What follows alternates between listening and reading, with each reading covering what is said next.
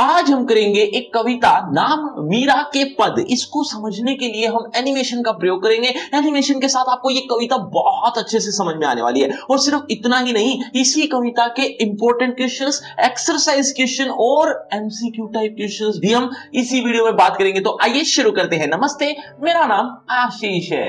देखो बच्चों, ये कविता है मीरा के पद। मीरा के पद है तो ऑब्वियसली ये मीरा ने ही लिखी है। मीरा ने इस पूरी कविता में बताया क्या है, दो तीन शब्दों में जल्दी से सुन लो, उसके बाद हम इसी कविता की लाइन बाय लाइन एक्सप्लेनेशन को पढ़ेंगे और समझेंगे। तो बच्चों, इस कविता में मीरा ने अपने बारे में बताया है और कहा है कि मीरा श्री कृष्ण की बहुत बड़ी दीवानी है। बहुत बड़ी दीवानी कह लो, भक्तिन कह लो, बात एक ही है। मीरा की भक्ति श्री कृष्ण के प्रति तब हो गई जब एक बार जब वो छोटी थी, बहुत छोटी उम्र में थी, और उस समय उसकी गली के बाहर से ही एक बारात जा रही थी। बारात जाती जाती जाती जाती देखकर वो बहुत हैरान हुई कि माँ से पूछा कि माँ ये क्या है, ये कौन है जो घोड़ी पर बैठकर जा रहा है। तो उसकी माँ ने बताया, बच्चे ये है बारात, और ये बारात जिसमें जो ये घोड़ी पर बैठा है वो अपनी दुल्हन को लेने जा रहा है। तो मीरा कहती है कि मैं कब शादी करूंगी। तो उसने कहा कि तू बड़ी तो हो जा, अभी तेरी शादी की उम्र नहीं है। तो कहती है कि अच्छा चलो, मेरा पति कौन सा है ये तो बता दो।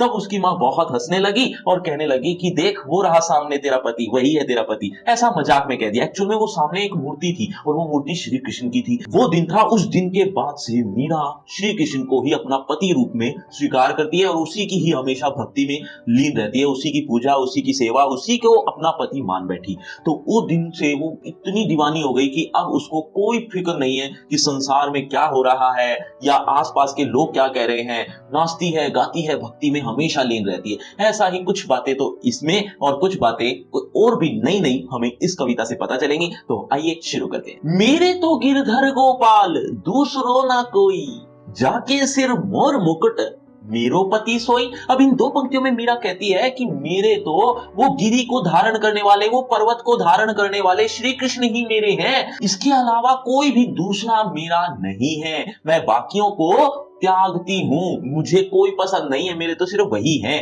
और जिनके सिर पर, ये अगली पंक्ति में कहती है कवित्री कि जिनके सिर पर मोर के पंखों से बना मुकुट है वही मेरे पति हैं। इसके अलावा मैं किसी को भी अपना नहीं मानती। ऐसा इन दो पंक्तियों में बताया है। लेकिन उससे पहले शब्दार्थ देख लीजिए, अदरवाइज समझ में थोड़ा कम आएगा। देखो, मेरे तो गिरधर, गिरधर का मतलब होता है पर्वत को धारण करने वाला, और पर्वत को धारण किसने किया था? श्री कृष्ण ने। और गोपाल का मतलब होता है गायों को पालने वाला, यानी कौन? गायों को पालते थे श्री कृष्ण, गवाले थे ना। तो गोपाल और गिरधर दोनों का मतलब श्री कृष्ण ही है। दूसरों ने कोई तो आपको पता चल गया होगा। जाके, जिसके, जाके का मतलब जिसके, और बाकी शब्द है सोई। सोई का अर्थ है वही। बाकी शब्दार्थ आपको आते हैं। एक बार जल्दी से इसकी हिंदी देखिए। मेरे तो गिरधर गोपाल, अर्थात कवित्री मीरा कहती है कि मेरे तो वो पर्वत को धारण करने वाले, गायों का पालन करने वाले अर्थात श्री कृष्ण ही मेरे हैं। दूसरों ने कोई, और दूसरा कोई भी नहीं है। जाके सिर मोर मुकुट, जाके मतलब जिसके, जिसके सिर पर मोर के पंखों से बना हुआ जो मुकुट है, मेरो पति सोई, सोई माने वही, वही मेरे पति हैं। जल्दी से एक बार रिवाइज करवा देता हूं कि मेरे तो गिरी को धारण करने वाले, पर्वत को धारण करने वाले और गायों का पालन करने वाले अर्थात श्री कृष्ण ही मेरे हैं। दूसरों ने कोई और कोई नहीं है। जिसके सिर पर मोर के पंखों से बना मुकुट है, मेरे पति सिर्फ और सिर्फ वही हैं। छांडी गई कुल की कहानी का करी कोई, संतन डिग बैठी बैठी लोक लाज खोई। अब इन दो पंक्तियों में कवित्री मीरा कहती हैं कि मुझ पर इतने ताने उल्हाने दिए जाते थे, बार बार ताना दिया जाता था कि तू अपने परिवार का ध्यान ही नहीं रखती है, तू तो अपने परिवार को ही छोड़ दिया है, कितना ढोंग करती है, कितना दिखावा करती है। ऐसा बहुत बार सुनने को मिलता था मीरा को। तब वो दो पंक्तियों में कहती है कि मैंने तो अपनी लोक लाज को छोड़ दिया, यानी सांसारिक शर्म को त्याग दिया। अब मेरा कोई क्या करेगा? मैं तो संतों के पास बैठती हूँ और वहीं पर ही मैं अपने भगवान को, अपने श्री कृष्ण को याद करती हूँ। मुझे इस संसार की कोई चिंता नहीं है कि कोई मुझे क्या कहेगा। पहले शब्दार्थ देख लो। छाड़ी का मतलब होता है छोड़, और दई का मतलब दी, छोड़ दी। कुल की कानी, कुल की कानी का इकट्ठा बनेगा परिवार की मर्यादा। कुल का मतलब होता है परिवार और कानी का मतलब मर्यादा।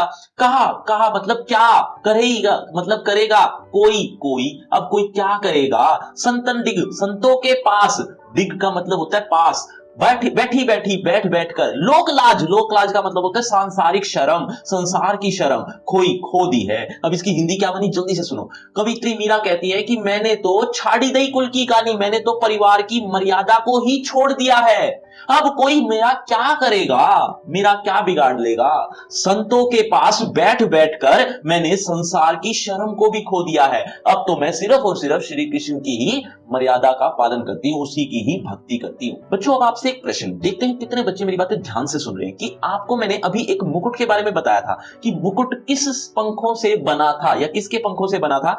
जल्दी से एक बार कमेंट करके बताओ, देखना चाहता हूं कितने बच्चे मेरी बातें ध्यान से सुन रहे हैं। आसुवन जल सिंची सींची प्रेम बेली बोई, अब ता बेली फैली गई आनंद फल होई। अब इस दो पंक्तियों के बारे में थोड़ा ध्यान से सुनना। देखो, जब भी हम किसी भी पौधे में, किसी भी बेल पर, किसी भी प्लांट में जल डालते हैं, जल यानी पानी, पानी डालते हैं, उस बेल को थोड़ा बड़ा होने में टाइम लग जाता है। रोज हम पानी डालते हैं, लेकिन एक टाइम के बाद वो बड़ी हो जाती है, यानी वो प्लांट बड़ा हो जाता है और उसमें फल आने लग जाते हैं। कवित्री इस बारे में उदाहरण लेते हुए अपने बारे में कुछ बता रही है। कहती है कि मैंने भी एक बेल को बोया था, वो थी बेल श्री कृष्ण रूपी प्रेम की, यानी कि उस प्रेम की बेल को बोया था, उसको मैंने इतने अच्छे से सींचा, अच्छे से जल डाला कि वो बेल अब बड़ी हो गई है। यानी कि अब उसका प्रेम, यानी श्री कृष्ण का प्रेम इतना ज्यादा हो गया मेरे अंदर कि अब मैं उसके बिना रह ही नहीं सकती। अब तो ऐसी हालत हो गई है कि उसमें से फल भी आने लगा है। यानी फल का मतलब यहां पर आनंद की बात हो रही है कि आनंद आने लगा है उस कृष्ण भक्ति में। तो ऐसा ही कुछ बताया कि मैंने आंसू रूपी जल से, नीचे आप ध्यान से देखना, प्रेम रूपी बेल को बोया था, जिसमें से आनंद रूपी फल आ गया। यानी अब मुझे आनंद आने लगा, यानी अपने आंसुओं से उसने प्रेम को बोया, जिसमें से अब आनंद उत्पन्न हो गया। ऐसा ही कुछ लिखा हुआ है, देखिए पहले शब्दार्थ। आंसुवन, आंसुवन का मतलब होता है आंसू, और जल का मतलब होता है जल, तो इकट्ठा बनेगा आंसू रूपी जल से। सिंची सींची, यानी सींच कर, यानी पानी डालने को ही सींचना कहते हैं। प्रेम बेली, प्रेम रूपी बेल को, बोई का मतलब बोया था। अब तक तो बेल फैल गई यानी बड़ी हो गई, आनंद फल होई, आनंद रूपी फल हो गया था। अब जल्दी से एक बार हिंदी देखो। कवित्री मीरा कहती है कि मैंने भी अपने आंसू रूपी जल से सींच कर प्रेम रूपी बेल को बोया था, लेकिन अब तक तो वो बेल फैल गई होगी, यानी बड़ी हो गई है। अब उसमें से आनंद रूपी फल भी होने लगा है, अर्थात मुझे अब आनंद आने लगा है श्री कृष्ण की भक्ति में। ऐसा वो कवित्री कहना चाहती है। दूध की मथनियां बड़े प्रेम से बिलोई, दधी मथी घृत काढ़ी लियो, दारी दही छोई। आपने कभी घी निकलते हुए देखा हो, कभी आपने हलवाई के यहां निकलते हुए देखा हो, उसका एक प्रोसेस होता है। जैसे दूध को पहले दही बनाया जाता है, दही से आपको मक्खन बनाना होता है, मक्खन से फिर वो घी निकलता है, घी जब निकलता है तो छाछ अलग हो जाती है, घी अलग हो जाता है। छाछ एक तरह की लस्सी कह सकते हो आप दूसरे शब्दों में। तो वो छाछ और घी जब दो अलग अलग हो जाते हैं, अब ऑब्वियस बात है कि जो छाछ होती है, जो लस्सी होती है, वो तो कुछ पैसों की बहुत सारी मिल जाती है, लेकिन घी बड़ा महंगा होता है। तो ऐसा ही प्रोसेस कवित्री मीरा भी बताती है कि मैंने भी ऐसा ही प्रोसेस किया, लेकिन मैंने तो घी को अपने पास रख लिया और बाकी की छाछ को छोड़ दिया। अब ये घी क्या है? दरअसल कवित्री कहती है कि मैंने बहुत भक्ति की, प्रेम किया, सब प्रेम और भक्ति करने से मुझे निष्कर्ष ये निकला वो कि श्री कृष्ण घी के समान है, और श्री कृष्ण को वो अपने पास रख लेती है। कहती है कि मेरे लिए तो यही अच्छे हैं, यही इंपॉर्टेंट है, बाकी तो सब छाछ के समान है।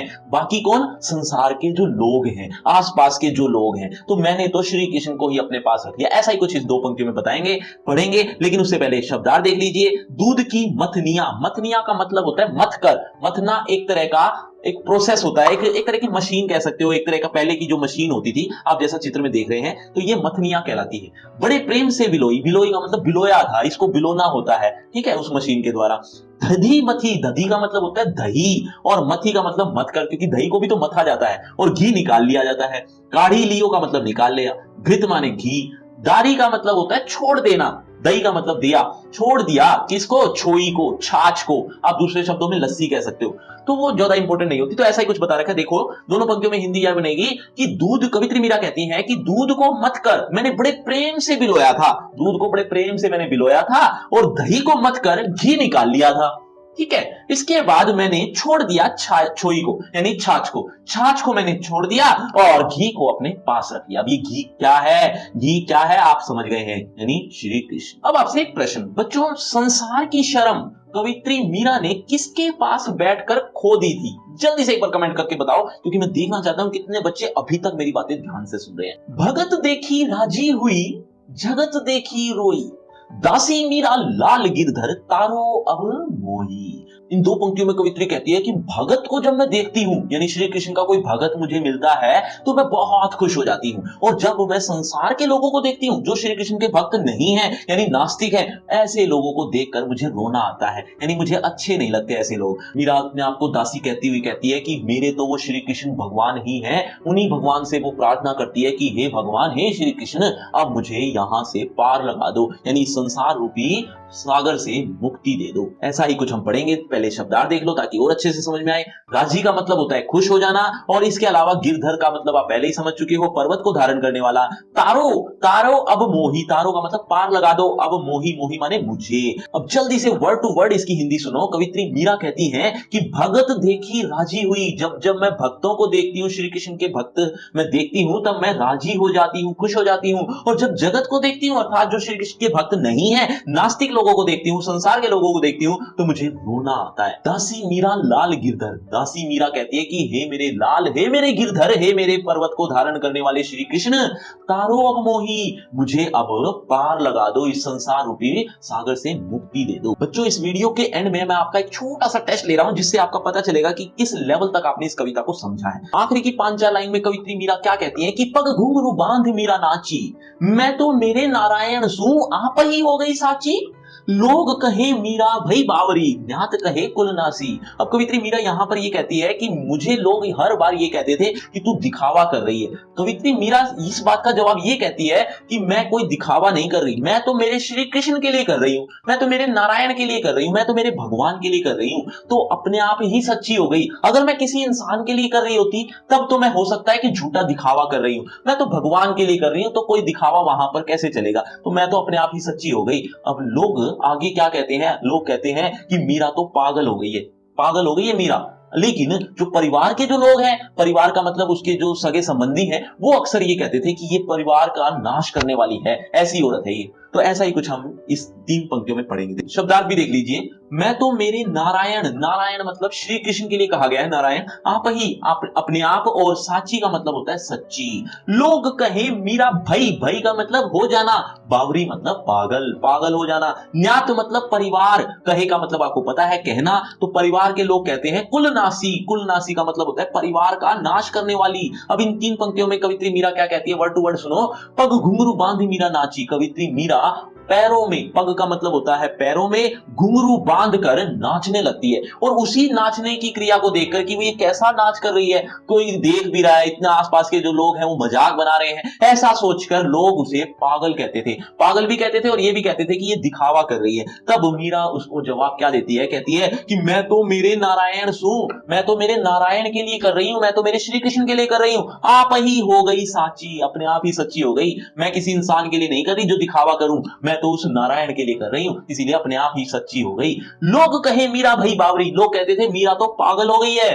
न्यात कहे कुलनासी, न्यात माने परिवार के जो लोग थे, रिलेटिव्स कह सकते हो उसको, रिलेटिव जो थे या परिवार के जो लोग थे वो कहते थे कि ये तो परिवार का नाश करने वाली है। ऐसा ऐसा सुनने को मिलता था अक्सर मीरा को। अब आपसे एक और प्रश्न बच्चों, किसको देखकर मीरा बहुत खुश हो जाती है? जल्दी से कमेंट करके बताओ, देखना चाहता हूं कितने बच्चे अभी तक भी मेरी बातें ध्यान से सुन रहे हैं। आखिरी 2 पंक्तियां, विष का प्याला राणा भेजा, पीवत मीरा हासी, मीरा के प्रभु गिरधर नागर सहज मिले अविनाशी। मीरा को मारने के लिए परिवार के लोग नए नए हथकंडे अपनाते थे, कभी उसके कमरे में सांप छोड़ देते थे और कभी उसको मारने के लिए जहर तक भेज दिया था, लेकिन मीरा को कुछ भी नहीं हुआ, बल्कि उस जहर का प्याला पीकर मीरा हंसने लगी, यानी बहुत खुश हो गई, उसके लिए तो वो अमृत बन गया। अब ये किसकी कृपा थी ये आप जानते ही हो। अब आखिरी पंक्ति बड़ी इंपॉर्टेंट है, मीरा कहती है कि मेरे प्रभु तो गिरिधर को धारण करने वाले, यानी कि वो पर्वत को धारण करने वाले श्री कृष्ण ही मेरे हैं, वो तो ऐसे अविनाशी हैं, ऐसे भगवान हैं जो सहज रूप में ही मिल जाते हैं।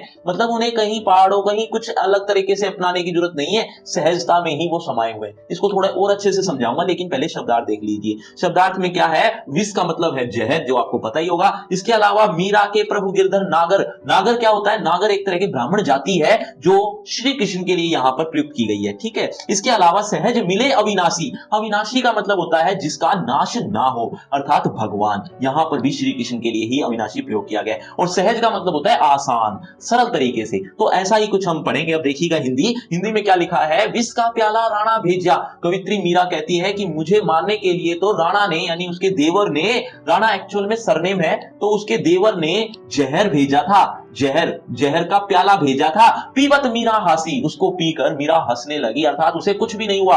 मीरा के प्रभु गिरधर नागर, गिरधर और नागर ये दोनों शब्द श्री कृष्ण के लिए आया है। नागर ब्राह्मण जाति होती है जो आप श्री कृष्ण के लिए ही प्रयोग करेंगे, और गिरधर का मतलब भी यही है, गिरी को धारण करने वाला, जो आप पहले ही समझ चुके हैं। गिरी को धारण करने वाले कौन, श्री कृष्ण। गिरी का मतलब होता है पर्वत, पर्वत को धारण करने वाले श्री कृष्ण। तो यहां क्या हिंदी बनेगी, कवित्री मीरा कहती है कि मेरे प्रभु तो वो गिरी को धारण करने वाले वो ब्राह्मण जाति के श्री कृष्ण हैं।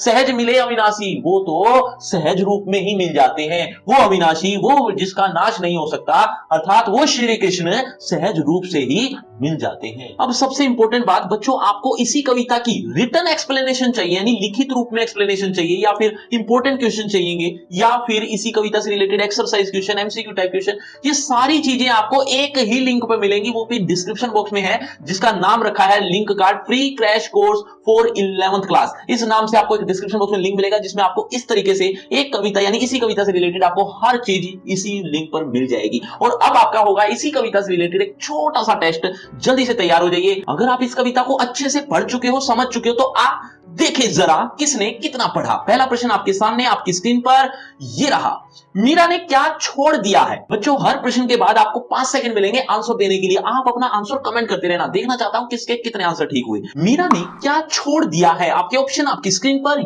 ये रहे। ऑप्शन ए परिवार, ऑप्शन बी समाज, ऑप्शन सी परिवार की लज्जा, ऑप्शन डी संसार। आपके 5 सेकंड, 5 4 3 2 1 0। सही उत्तर है ऑप्शन सी, परिवार की लज्जा। चलिए अगले प्रश्न की तरफ। अगला प्रश्न, मीरा ने अपनी प्रेम बेली को किस से सींचा है।